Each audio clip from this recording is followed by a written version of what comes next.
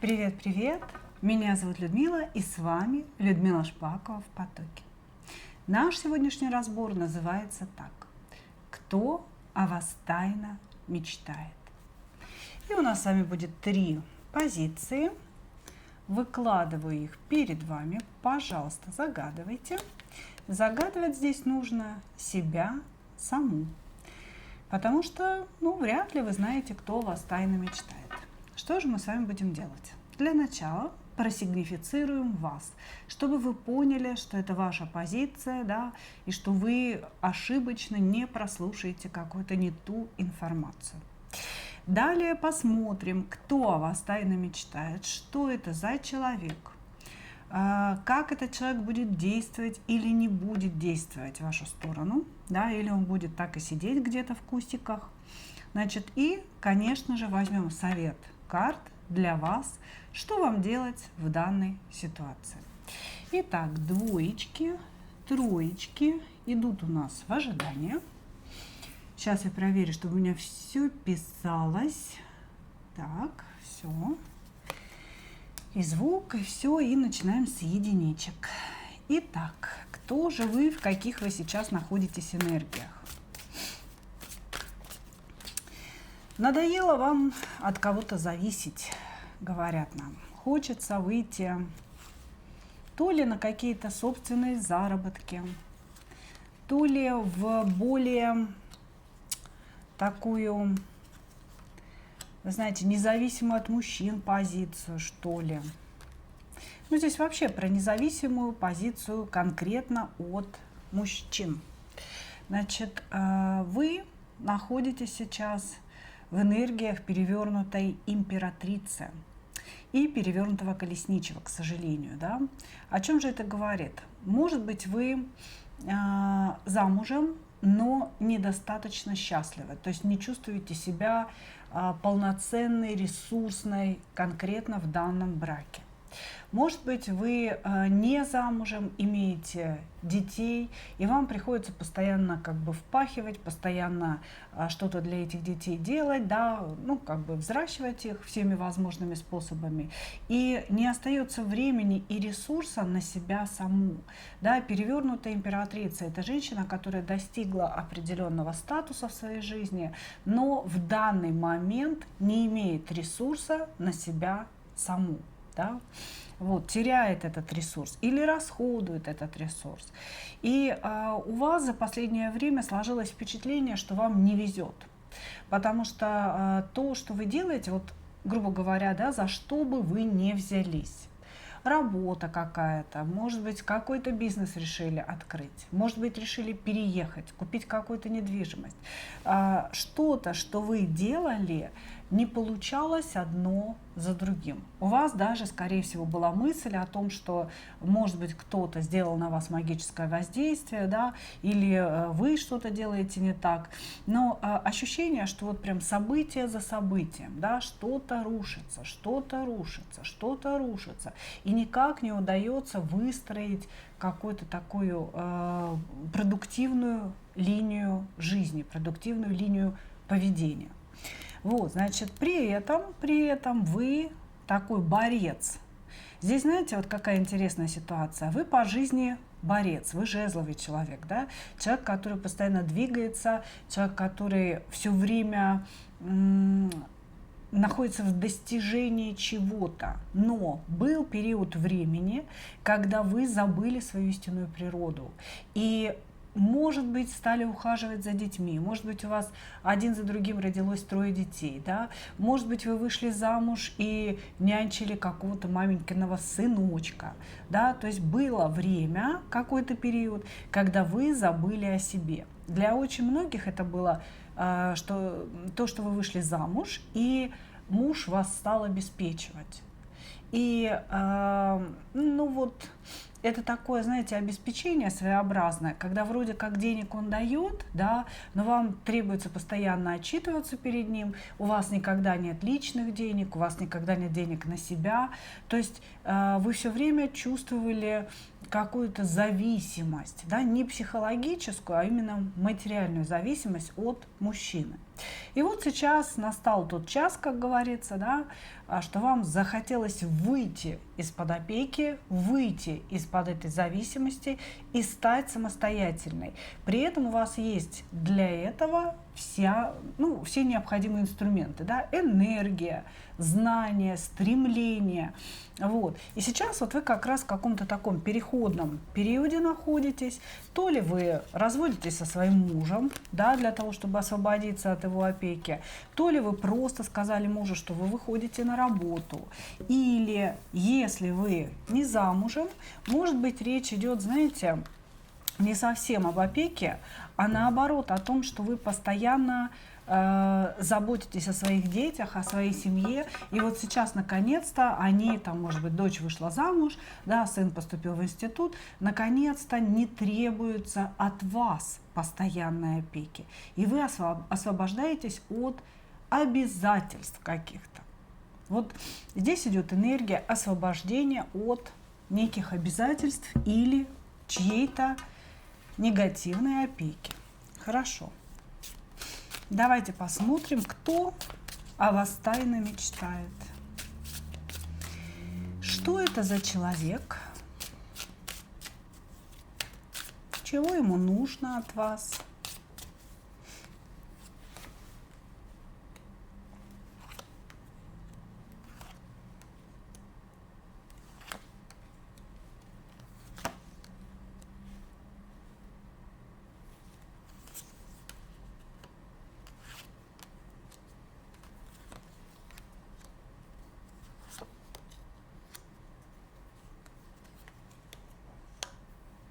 Угу. Так, здесь конкретный человек, который о вас тайно мечтает. Мужчина, который вас так и не получил. Значит, это мужчина. Да, первое. Мужчина. Мужчина не свободный и при каком-то положении в обществе. Значит, может быть начальник, ваш начальник или вообще в принципе, да, главврач больницы, например, какой-то, или начальник какого-то отдела, да, то есть здесь человек, который руководит коллективом. Значит, он находится в браке, и в принципе для всех окружающих людей этот брак очень благополучный. С вами у этого человека была незавершенная история любви. Он или долго вас добивался совершенно в открытую, да, предлагая вам вступить с ним в сексуальные отношения, но здесь у нас переворачивается, да, королева жезлов. А королева жезлов в Манаре, как я всегда объясняю вам, да, это девственная королева. То есть женщина, которую я хочу, но которая не была моей. Когда она переворачивается, да, здесь у человека как будто бы опускаются руки. Ну, знаете, в простонародье как бы не дала и, скорее всего, не даст. Вот, значит, мужчина, который вас не получил, который вас не добился, но прикладывал к этому усилия. Значит, усилия могли быть открытые, то есть вы об этом знали и понимали, о чем идет речь, или же скрытые. Как, например, знаете, у меня девочка есть одна, она клиентка, моя ученица, которой начальник ее, который никак не проявлял своих эмоций в ее сторону, да, тем не менее не давал карьерного роста. То есть она старалась, она выполняла проекты. Первая, грубо говоря, да, там вообще единственная. Она оставалась по выходным на работе, а он ее постоянно задвигал, да, пока не выяснилось, что ему нужно. Понимаете, что, оказывается, она ему очень сильно нравится, и он хотел бы с ней сексуальных отношений, а он, конечно, женатый человек. Вот. И именно поэтому вот он пытался так влиять на ее судьбу. И, собственно, она должна была сама догадаться, что человек испытывает к ней какие-то чувства. Значит, здесь очень похожая история могла быть, да, какой-то ваш начальник или какой-то ваш коллега высмеивает вас, не пускает вас в рост определенный, карьерный, да, и вы не понимали, что здесь творилось, собственно говоря, да, между вами. Так вот, именно этот мужчина мечтает о вас. Мечтает он о весьма определенных вещах. Конечно же, о сексуальных, близких отношениях с вами, о том, чтобы вы были его женщиной по-настоящему, да, не где-то там на расстоянии, а вот конкретно встречаться, спать, любить друг друга. Здесь также мужчина мечтает о переписке с вами, причем о какой-то тайной переписке, которая должна происходить в темное время суток. Я не знаю, о чем это, да, может быть, ввиду того, что он женат, он там в 3 часа ночи встает в туалет и хотел бы написать вам в это время, да, какое-то любовное сообщение, и чтобы вы сидели его, ждали у телефона в этот момент и ответили ему, значит, тоже каким-то любовным сообщением. Ну, мечтает о ночной переписке. Хрен знает, что это значит. Вот. Также этот человек говорит, что вы как ускользающая нимфа, значит, все время как-то его соблазняете и не даетесь, соблазняете и не даетесь. Прекрасно выглядите. Скорее всего, вы младше этого человека, потому что он видит вас такой легкой, какой-то, знаете, такой независимой, стройной и всегда ускользающей от него. Вот, значит, ну окей, ладно. Понятно, мечтает он о чем. Будут ли действия? Но здесь, на самом деле, вы давно уже у него, ну, если так можно сказать, в сердце, да, тут, конечно, не совсем сердце у нас имеется в виду. Вот, человек, я не могу сказать, что он вас любит. Есть такое слово, да, подвлюбиться. Это выдуманное слово, конечно же, да, но тем не менее, я бы сказала, он подвлюблен в вас. Перевернутая двойка кубков, перевернутый дьявол. Здесь как будто бы человек уже долго борется со своими эмоциями. Он долго борется с собой. И, скорее всего, вам досталось от этой борьбы тоже. То есть вот я прям говорю и знаю, что вы четко понимаете, о ком идет речь. Ну, не могут быть такие указатели, да, четкие, конкретные, на непонятно кого, чтобы вы сидели и мучились в догадках. Нифига подобного, вы четко понимаете, кто это. Короче говоря, мужчина вами немножечко одержим. Долгая страсть, долгие попытки, долгое желание, борьба с собой, а желание никуда не уходит. Перевернутый дьявол. Женщина-дьяволица полностью захватила мое нутро. Назовем это так, да? Угу. Не, намерения здесь совершенно определенные. Здесь мужчина будет все равно действовать в вашу сторону. Какие-то периоды затишья будут происходить, когда он ждет подачи от вас. Да, напишите, не напишите. Или как-то, если вы работаете вместе, да, там мигнете, не мигнете, что-то такое. Или если общие чаты рабочие, что вы там напишите в этом общем чате. Может быть, в ваших словах будет какой-то намек для него. Короче говоря, здесь мужчина будет продолжать. Мужчина будет продолжать. Даже если сейчас между вами тишина и затишье. Он успокоился и делает вид, что ничего и не было, собственно говоря. Ну вот, такой персонаж. Сейчас мы возьмем с вами совет для вас. Да что ж такое-то? Гладкий стол у меня, а карты по нему не ездят. Так, давайте посмотрим. Совет для вас. Что делать с этой информацией? Как отнестись к этому мужчине?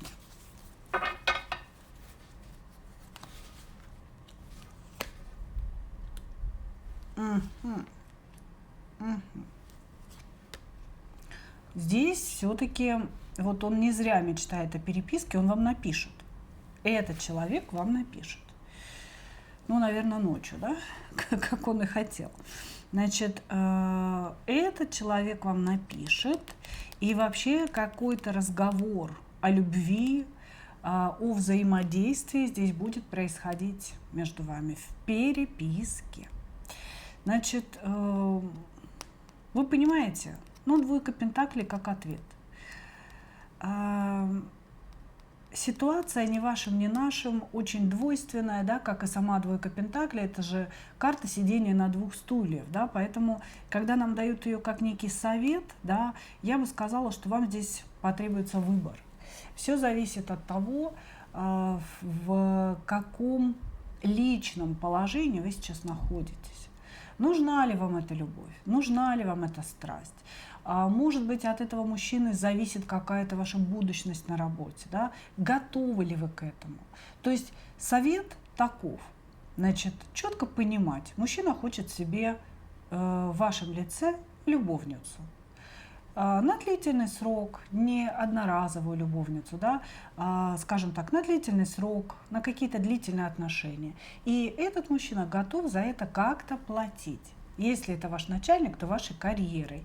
Если это ваш какой-то знакомый, может быть, подарками, да, то есть он готов оплачивать свои желания. В данный момент он находится в состоянии ожидания, но он проявит себя, напишет, и между вами будет разговор о его чувствах, но это не будет какой-то явный разговор, да, то есть как-то все будет намешано, то я тебя люблю, то я тебя ненавижу. Может быть, вы даже не поймете, да, как бы, собственно, о чем парень просил, да. Здесь вообще все будет зависеть от вас. Если вы хотите этой связи, выбирайте его. Ну, то есть вступайте в эту связь. Если вы категорически против, замужем, верны своему мужу, да, вам этого всего не нужно, в этом случае по двойке пентаклей отказывайте ему. Да? Но здесь у вашего отказа могут быть последствия, если это ваш начальник. Вот. То есть как-то так. Вот такой совет, да, в зависимости от того, в какой ситуации находитесь вы и что вы хотите. Благодарю вас, мои дорогие. Двигаемся дальше.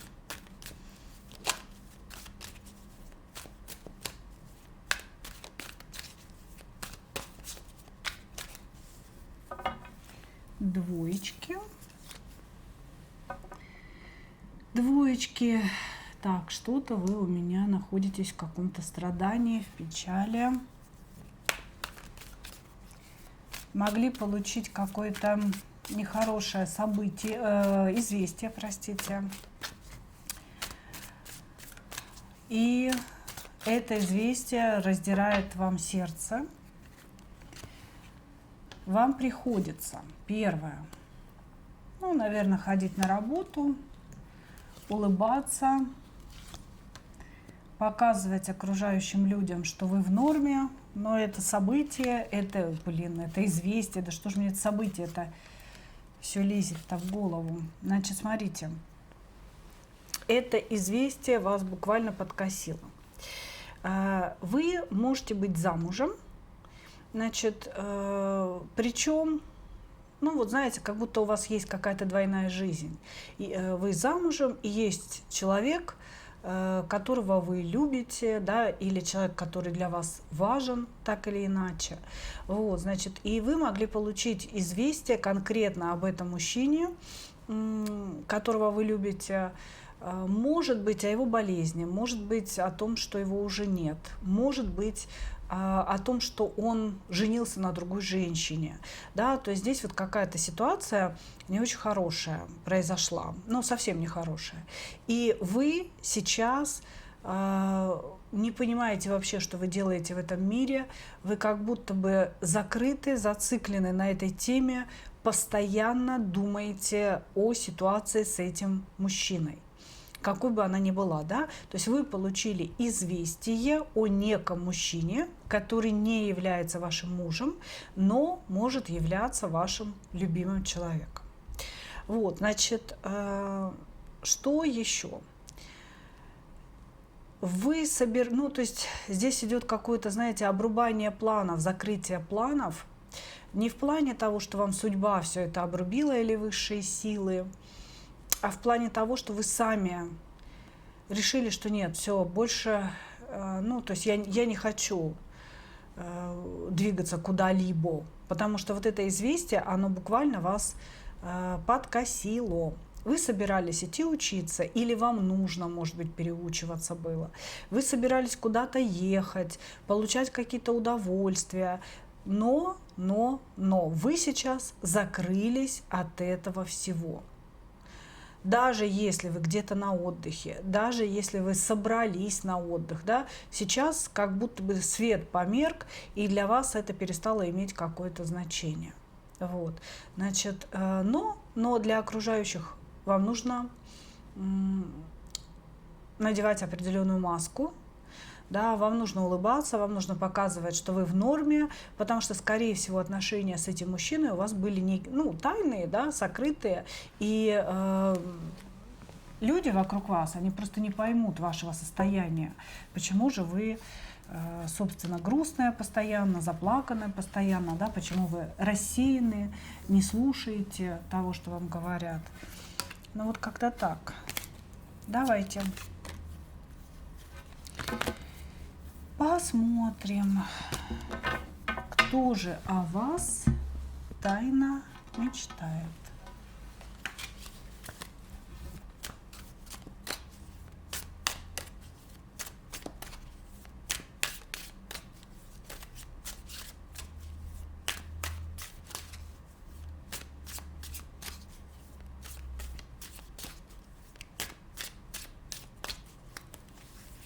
Кто же о вас тайно мечтает? Опа. Ага. Что это значит?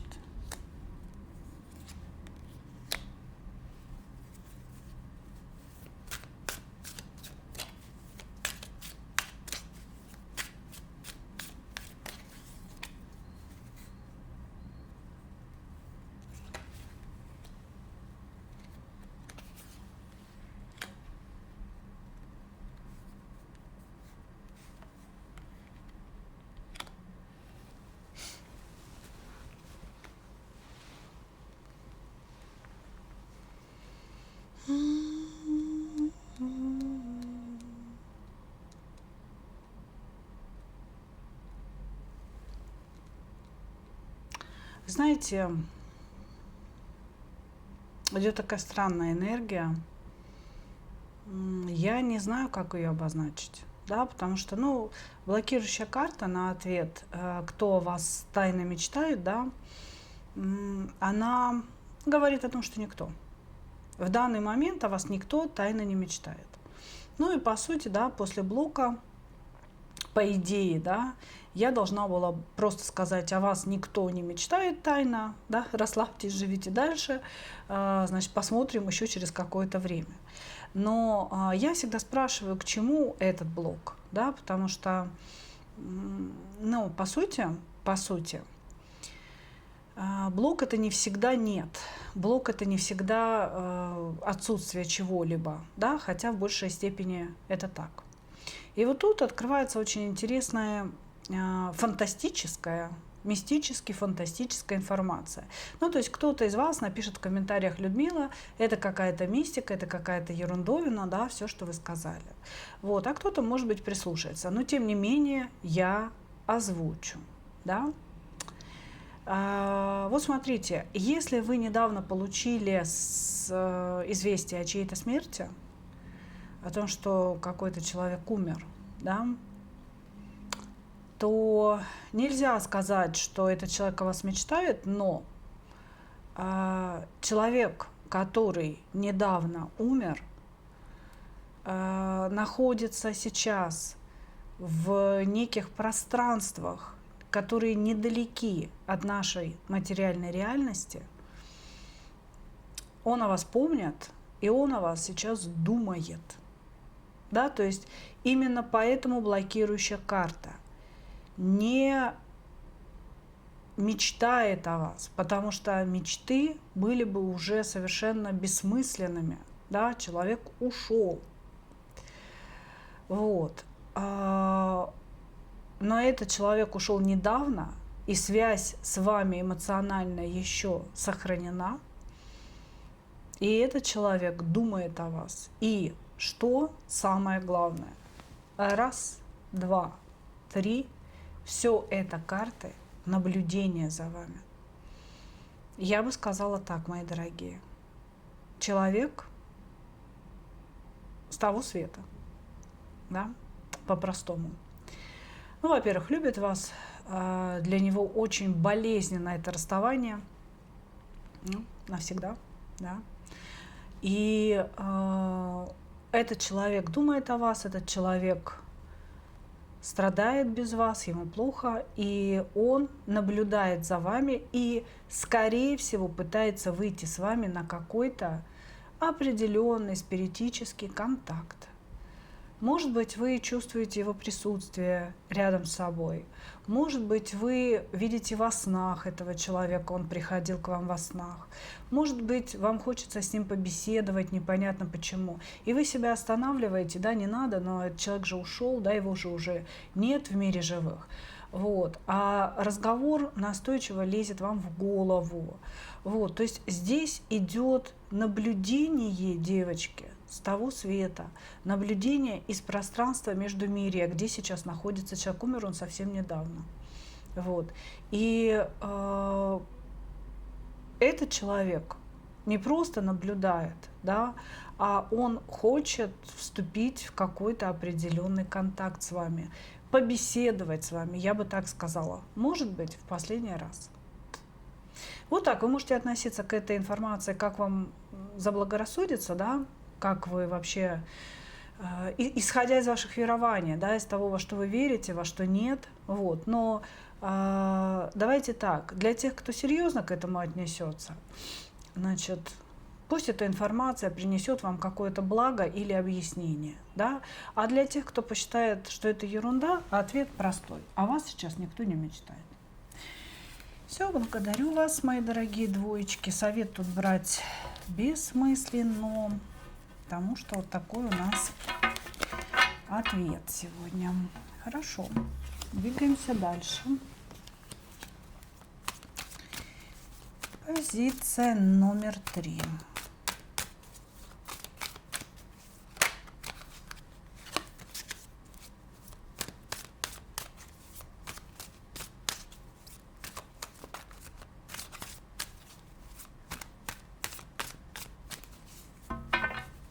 Позиция номер 3. Троечки.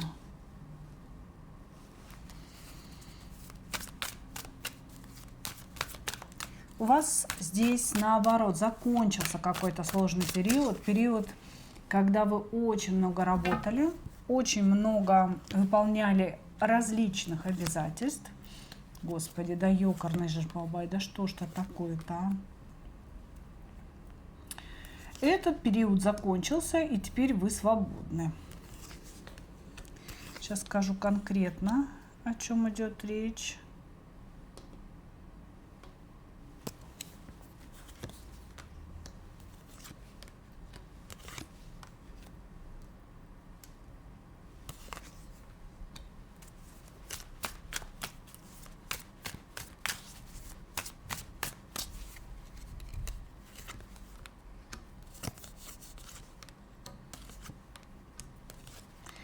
Так, вы у нас кубковая королева. Мягкая, нежная, ранимая, очень эмоциональная. Женщина, которая всю жизнь мечтает найти себе мужчину, да, для того, чтобы быть с ним девочкой. Ну, как у меня написала одна моя подписчица в комментариях, да, я долго искала такого мужчину, пока не поняла, что все мужчины сами маленькие девочки. Да, я хотела быть девочкой с ним, но что-то как-то вот такие выводы сделала. А здесь ситуация очень похожа на вашу. Вы мягкая, нежная, кубковая, ждете настоящей любви всю свою жизнь, ищете какую-то опору, ищете мужчину, который мог бы защитить вас, который мог бы вас обеспечить, взять на поруки, да, стать для вас не просто любовником, а еще и где-то отцом, да, который брал бы за вас ответственность. Но, к сожалению, ничего у вас не вышло, да, вот с этим поиском. И если рядом с вами есть постоянный мужчина, вот он, перевернутый пентаклевый король здесь выпадает у нас, то этот мужчина не выполняет своих функций. То есть как бы вроде как фигурально этот мужчина есть, а фактически вы сами на себе все тащите. Или же это чужой мужчина, да, то есть или же в вашей жизни есть мужчина, который женат не на вас, да, а на какой-то другой женщине. И именно поэтому он не вкладывается в ваши отношения. И все, что вам что вы делаете, да, для себя, для своих детей, то, что у вас есть ребенок, это 100%. Вот, все это вы делаете самостоятельно. Сейчас, значит, произошла ситуация освобождения через потерю чего-то. Для кого-то, допустим, вы ухаживали за престарелыми родителями, и родители покинули этот свет, или один родитель, да, и произошло вот это освобождение от тягот, да, от того, что вы делали. Я не скажу, что это освобождение как-то сильно вас радует, потому что здесь девятка мечей и десятка мечей, да, это горе на самом деле. Это было горе, но горе, которое вас освободило. Может быть, вы кого-то ждали, да, с войны, из тюрьмы, и вкладывали свою энергию, возможно, деньги, может быть, посылали какие-то посылки этому человеку. И сейчас вы узнали о том, что он погиб, да, и с одной стороны, это тяжелое горе, это тяжелое известие, с другой стороны, это освобождение от обязательств. Ну вот такие энергии, девчонки, сегодня пошли у нас почему-то. Значит, и также, если мы прочитаем это в более лайтовом варианте, да, в более лайтовом, ваш ребенок, сын, скорее всего, да, или ваши дети, возможно, окончили школу и, возможно, поступили куда-то в другой город учиться, и основная вот эта ноша, да, постоянно беготни, каких-то уроков, экзаменов, постоянно нужны какие-то деньги, то на одежду, то на хренежду. Ну, в общем, все мы прекрасно знаем, что такое растить детей, да, это когда, ну, не прекращается вот это вот «дай», да, не обязательно, что это «дай» звучит от вашего ребенка, это «дай» звучит там от учителей в школе, от там врачей, к которым вы ведете своего ребенка, ну и постоянно что-то нужно. Вот здесь, с одной стороны, да, дети или ребенок могли закончить школу и поступить в институт куда-то, да, снялись основные хлопоты с ваших плеч, ребенок вырос.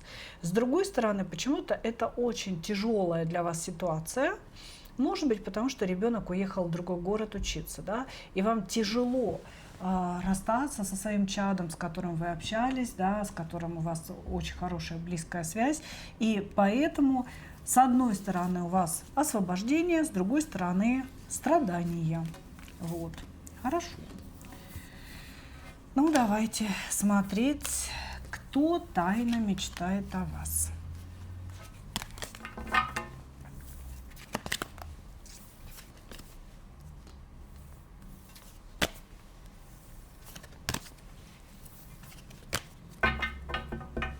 Кто тайно мечтает о вас? Угу.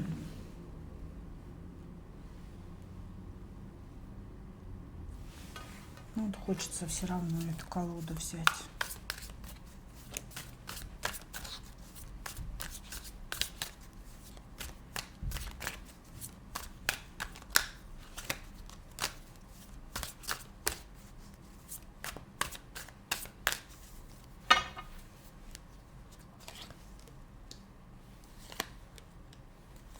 Ух ты! Не зря мне эта колода просилась. Ой, елки-моталки. У вас здесь букет. Букет из белых лилий.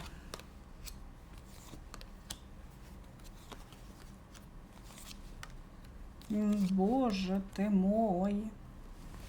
Короче, раз, два, три, 4 человека. 4 человека вас мечтают. Значит, ну, первый, да, прекрасный жезловый король во всей своей красе. Такой немножко зацикленный на себе, нарциссичный, который считает вас своей парой, да, и ровней, потому что мужчина здесь, ну, жезловые короли это все-таки у нас, да, эгоистичные люди, потому что они хорошо понимают свою ценность. Это люди, которые что-то достигли, это люди, которые постоянно идут к каким-то целям, у них очень много интересов, они действительно харизматичные, сексуальные, вот, и прекрасно об этом знают и зациклены на своем эго, на том, что окружающие должны стелиться перед ними, окружающие должны их высоко оценивать и уважать. Вот, значит, вот такой персонаж, да, с этим человеком у вас есть отношения, которые периодически по колесу фортуны, то есть циклично, да, то возникают, то затухают. То он «я тебя люблю», то, значит, иди отсюда. Вот, значит, этот человек вам нравится. И поэтому вы знаете, о ком я говорю. Этот человек вам нравится, но он совершил ошибку в ваших отношениях, он вас унизил. Или он сказал вам, что вы ему не нравитесь как женщина, или что он ничего не собирается с вами как с женщиной делать. Да, мы с тобой только друзья, мы только коллеги, мы только там кто-то, но не любовники и не любимые. Вот. То ли этот человек сказал, что вы должны разорвать отношения по какой-то причине. Короче говоря, вы на него обижены. Вы на него обижены, и вы на него, ну так, знаете, как бы точите зуб. Давай только появись, да, я тебя сейчас быстренько шпилек-то понавтыкаю. Вот, значит, вот он один, но он вам нравится, и вы понимаете, о ком я говорю. И, возможно, с этим человеком даже будет какое-то развитие. Он о вас тайно мечтает, но знаете, как он мечтает? С позиции того, мне с ней было просто охренезно. Ну вот ни с кем мне так не было хорошо, как с ней, говорит он нам. Вот, значит, мечтает. Я думаю, что через время он появится, ждет сейчас каких-то ваших действий в свою сторону. У вас с ним постоянная борьба какая-то происходит за власть в паре, потому что вы оба очень сильные. Вот. Ну вот он, это раз. Следующий персонаж – это озлобленный кубковый король. Мужчина, которого вы бортанули, которому вы отказали. Человек, который надеялся построить с вами отношения, но что-то как-то, наверное, не просоответствовал он вам. Этот мужчина кубковый значительно беднее вас. Ну, то есть где-то стоит ниже на социальной лестнице, я бы так сказала. Вот. У него постоянная какая-то экономия, зацикленность на деньгах. Человек, который не может себе позволить сводить вас в хорошее кафе какое-то. Знаете, вот он постоянно что-то считает. Вы для него десятка пентаклей. То есть вы для него какая-то ресурсная женщина, через которую можно вырасти, через которую можно что-то получить, выйти в какое-то другое общество, понимаете? То есть вот такой ресурс ему нужен. И этот человек тоже своего рода влюблен в вас, да? Но почему-то он очень сильно на вас зол. Зол, наверное, даже не на вас, а на свое несоответствие вашему статусу. Вот, значит, еще о вас мечтает какая-то женщина, не поверите. Да, какая-то женщина. Это может быть подруга, с которой вы поссорились. Это может быть сестра младшая, да, допустим, с которой вы не можете найти общий язык. То есть здесь женщина, она мечтает, конечно, не о каких-то романтических отношениях с вами. Она мечтает о дружбе, о восстановлении этой дружбы и о том, чтобы между вами, ну вот как-то все стало как раньше. То есть это женщина из какого-то прошлого вашего, понимаете, да? Вот, значит, раз, два, три, и четвертый, да, финалочка у нас, это женатый мужик. Женатый мужик, который уже себя сожрал весь из-за вас, потому что вы поругались, вы далеко друг от друга находитесь. И этот женатый мужик, значит, не может вас выкинуть из головы. Он бесконечно думает, значит, пауза или конец между вами, и будет ли какое-то продолжение. Но на самом деле вот с этим женатым мужчиной, да, у вас могло вообще не быть никаких отношений, романтических, я имею в виду. Это могла быть работа, это могли быть дружеские отношения, коллегиальные какие-то отношения, да, услуги кого-то, кому-то. Но этот мужчина почему-то воспринимал эти отношения как личные. То есть, в принципе, нифига не было, было рабочее общение. А он себе сожрал весь мозг насчет вас. И, возможно, прекратилось именно рабочее общение, ну, за ненадобностью, да, а он посчитал, что вот между вами разрыв. Такое ощущение, что некий мужчина очень много себе нафантазировал, очень много себе надумал насчет вас. И вот он тоже мечтает о вас. Сейчас мы поймем, о чем он мечтает вообще в целом. О, этот напишет вам. Вот этот вам напишет, он мечтает вас завоевать.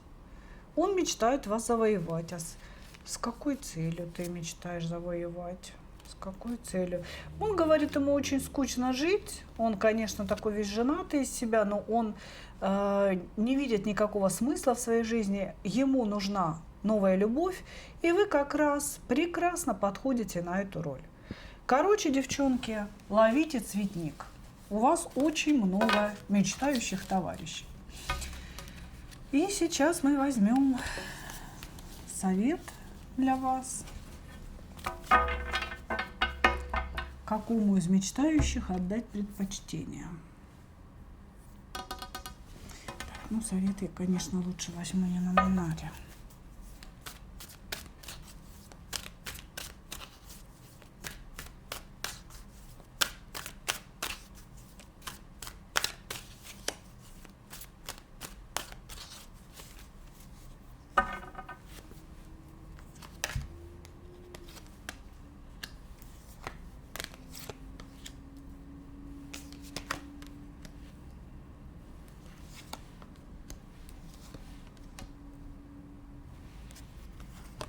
Совет.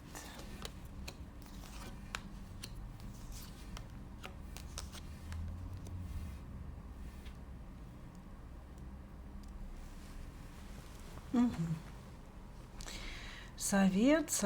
Ну, совет первое. Женщина, которая мечтает о дружбе с вами.